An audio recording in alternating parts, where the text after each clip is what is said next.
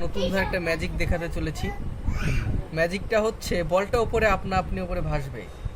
আপনারা অবশ্যই দেখবেন, এই যে দেখতে পাচ্ছেন এখানে ছোট ছোট বলটা হাওয়াতে এইভাবে ভাসবে। এই ম্যাজিকটা আপনাদের আজকে আমি দেখাবো। বলটা আমি রাখছি এইভাবে, দেখবেন বলটা হাওয়াতে ভাসবে আপনারা লক্ষ্য করবেন ভালোভাবে।